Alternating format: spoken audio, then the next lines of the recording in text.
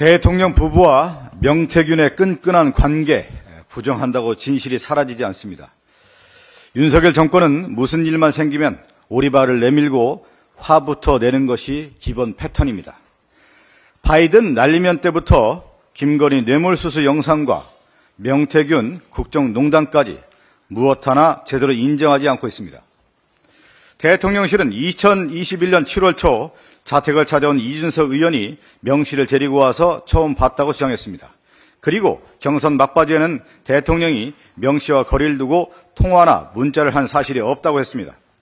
하지만 이준석 의원은 대통령실의 해명이 헛소리라고 했습니다.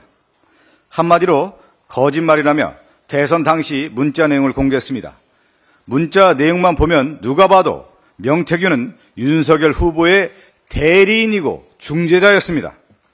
또한 이준석 의원은 대통령 취임 후에도 김건희 여사가 명태균과 주고받은 메신저 대화를 봤다고 했습니다.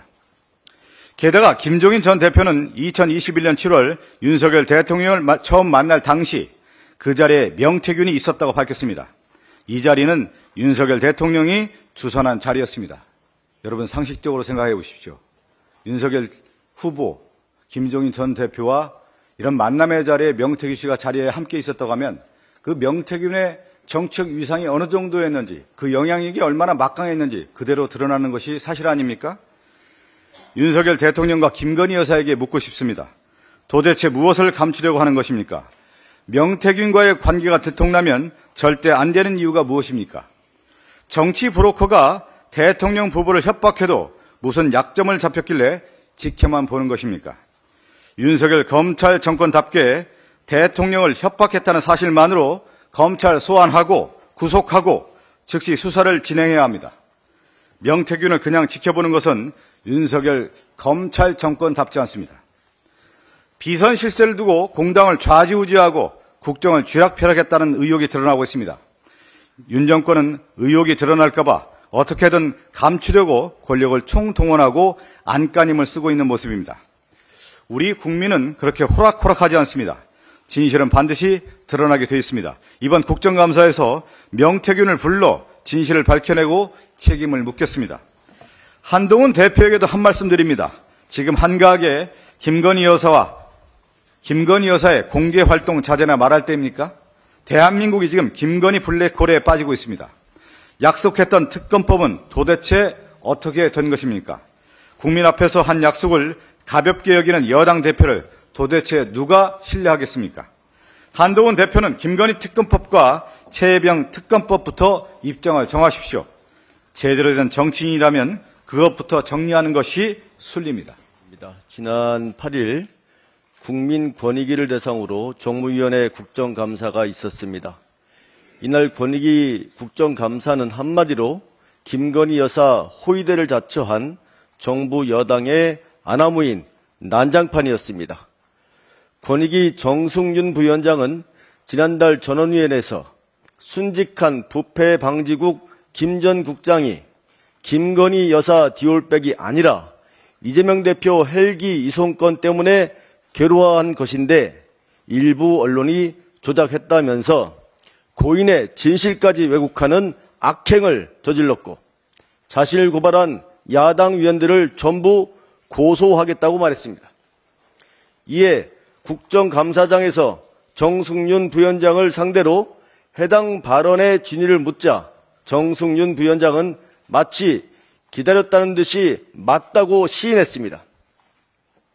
자신의 부위원장직 사직 수리가 되는 날 야당 의원들까지 고소 고발하겠다는 분명한 선전포고이자 겁박이었습니다.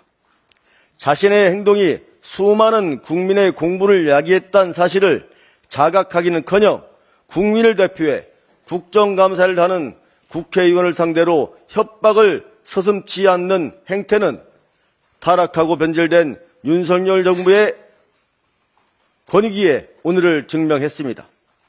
이러한 정승윤 부위원장을 감싼 것도 모자라 야당 의원을 모독했던 정무위원장의 행태 역시 지적하지 않을 수가 없습니다.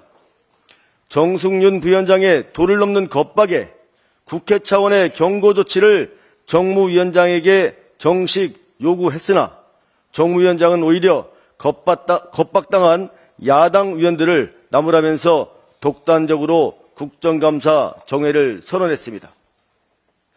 공정하고 객관적인 진행을 해야 하는 위원장이 야당 대표에 대한 명백한 테러를 특혜로 둔갑시키고 내면에 숨겨왔던 김건희 여사와 윤석열 정부 호위대 본능을 드러낸 것입니다.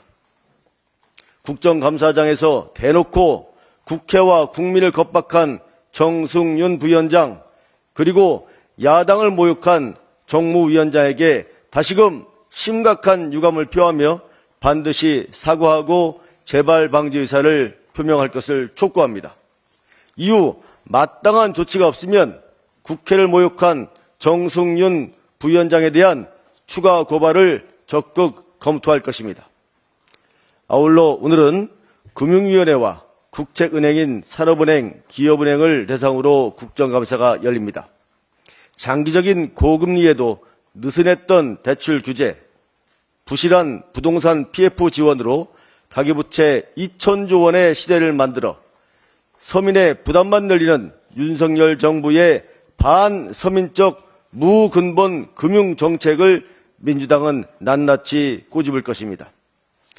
TMF 사태를 촉발했던 자금의 불투명한 운용 방식과 이를 막을 수 있는 제도 개선에 비협조적이었던 정부 여당의 책임도 분명히 밝힐 것입니다. 민주당 전무위는 남은 국정감사 기간에도 민생무능, 불공정과 비상식, 부패로 얼룩진 윤석열 정부의 실체를 밝히는 데 주력하겠습니다. 고맙습니다. 네, 이상으로 제2차 국정감사 오늘 9개 위원회에서 56개 기관 국감이 진행이 됩니다. 국토위에서는 용산 어린이집 사업과 관련해서 일감 몰아주기 국감을 진행하고요. 과방에는 북 핵실험 탐지장비 잼스 여기도 일감 몰아주기가 있습니다. 이 문제 집중적으로 진행할 예정이고요.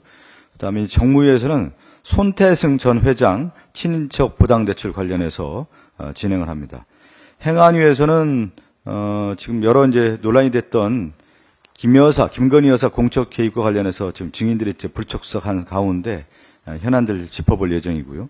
국방위에서는 합참 이전 비용 또 해병대원 수사 외압 의혹과 관련해서 또 진행을 합니다. 환노위에서는 쿠팡 산재 산망 이 문제가 집중적으로 부각될 예정인데요. 오늘 주요 증인 참고인을 보면 정무위에서는 앞서 말씀드린 것처럼 손태승 사태 관련해서 임종용 우리금융 회장, 지주 회장으로는 최초 출석이라고 합니다. 기재위에서는 구글의 법인세 회피 의혹과 관련해서 네인시 메이 불워커 구글 코리아 대표가 나옵니다. 과방위에서는 삼성전자 기흥사업장 방사선 피폭 사건과 관련해서 윤태양 삼성전자 부사장이 증인으로 출석하고요. 환노위에서는 쿠팡 산재 관련해서 홍용준 쿠팡 대표와 정종철 대표도 출석합니다. 국방위에서는 임성근 전 사단장, 이종섭 전 국방부 장관이 출석하게 됩니다. 이상입니다.